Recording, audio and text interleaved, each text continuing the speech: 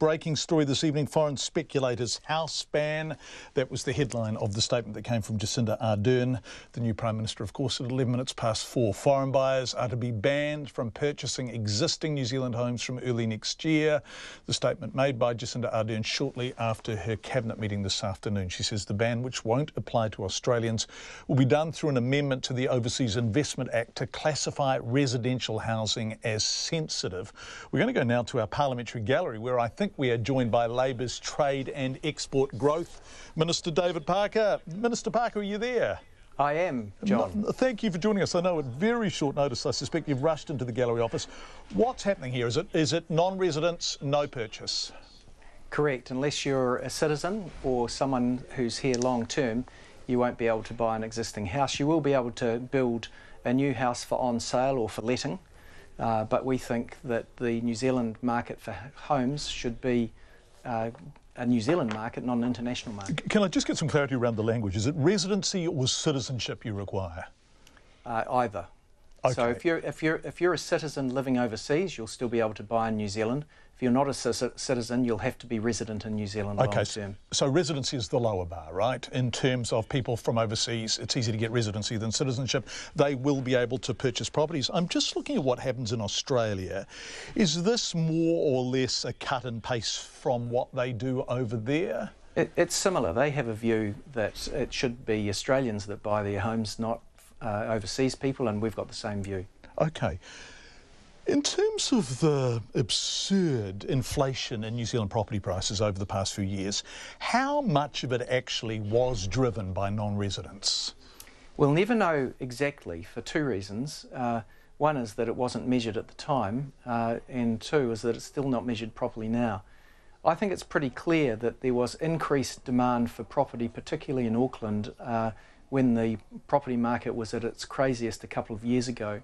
We had websites advertising directly overseas to market New Zealand property to overseas buyers, and there's no doubt in my mind that there was additional price pressure as a consequence.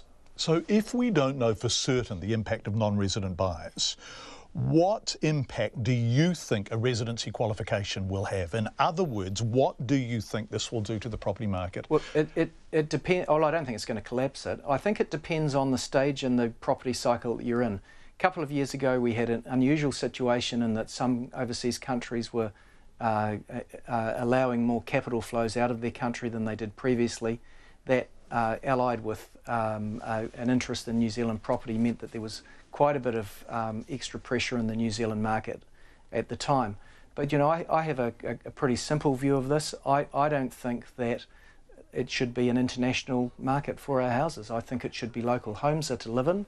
They shouldn't be commodities that we trade internationally. I think that most of those, just about everyone who buys who's a foreign person buying into New Zealand, they're a very, very wealthy one-percenter, if you like.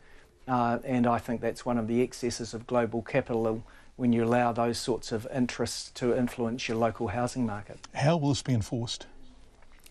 It'll be forced by making it illegal for a non-resident, non-citizen to buy New Zealand land. For those that want to, because they're going to be building a house for on sale, they'll have to go through a consent process through the Overseas Investment Office.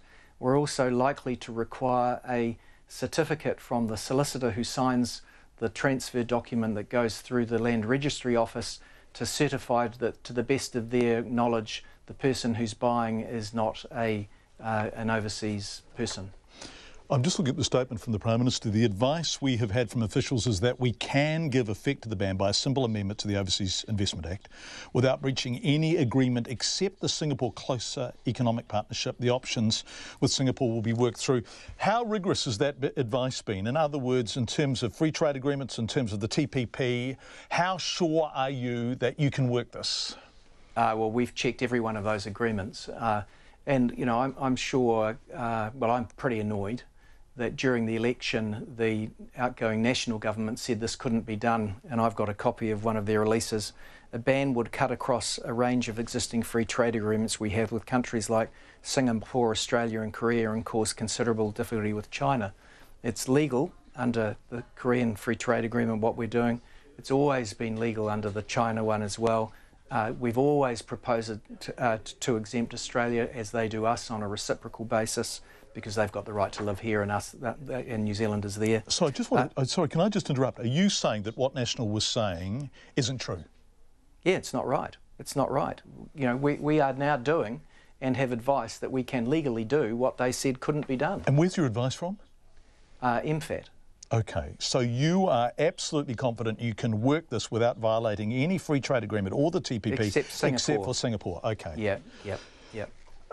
You've got the numbers to get this through, obviously. The New Zealand First and the Greens will absolutely support this. When do you think this will become the New Zealand way of life? As soon as we can. We're drafting instructions have been given to the people that draft these things immediately. We will be introducing this legislation before Christmas. It needs to be passed before the possible date TPP could come into force. That's not to say TPP will be agreed to by New Zealand, but if it was, this has to be in place before TPP comes into force for it to be uncomplicated. Right, so to end with, in short, to buy property in New Zealand, you will have to be a resident at least. Residential property, that's correct. David Parker, who is Trade and Export Growth Minister for the new government, joining us live from our gallery office. All of this just announced after Cabinet at about 4:10 this afternoon.